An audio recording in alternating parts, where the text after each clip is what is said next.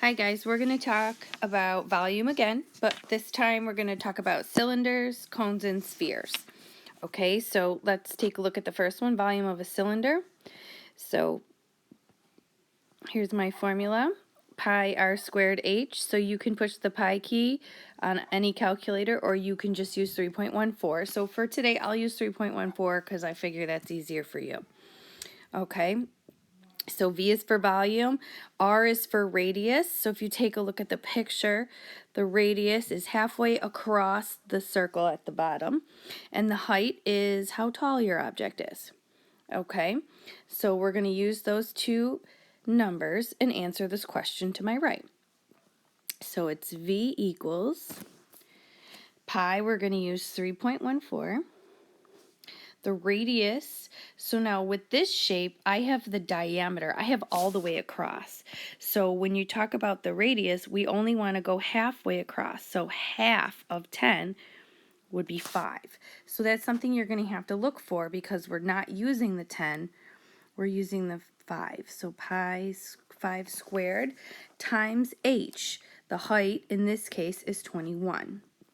So all you're going to do is you're going to type all that into your calculator. You're going to type 3.14 times 5 squared times 21, and it gives me 1,648.5. And the way we label volume is feet cubed because it is 3D, remember? Okay, that's all you do with that one. All right, now we're going to look at the cone. So a cone has 1/3 in front of it because a cone is a third of a cylinder. Let me try and show you.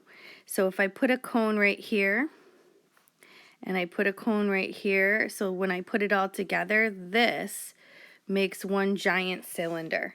So when you take a look, this is cylinder number 1, or I'm sorry, cone number 1, cone number 2, cone number 3, and it makes a giant cylinder. So that's where the 1/3 comes from, okay? It's just like the shape above cut into 3 pieces.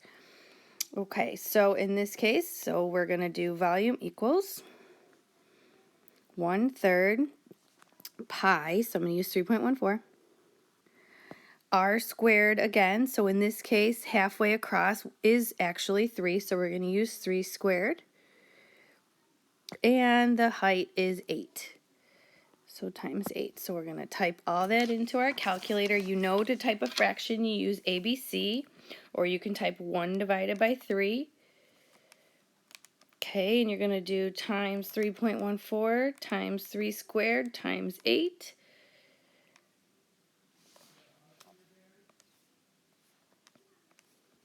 And I get 75.36. And if I were going to label it, it's centimeters cubed. Okay? All right, last one is a sphere. The 4/3 has something to do with the fact that the sphere actually doesn't have any sides. Okay?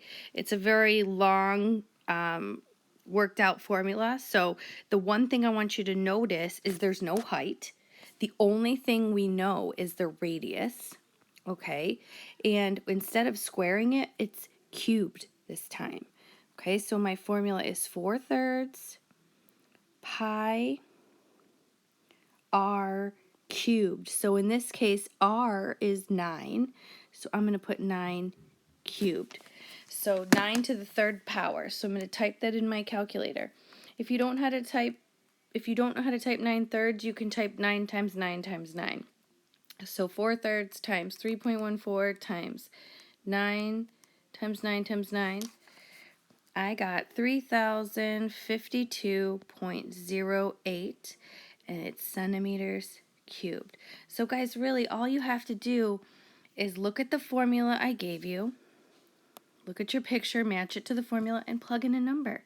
Just make sure you always use the radius, because if you notice, diameter, like this one all the way across, we don't use a diameter. None of these formulas have a D. They all have an R halfway across. If you have any questions, email me.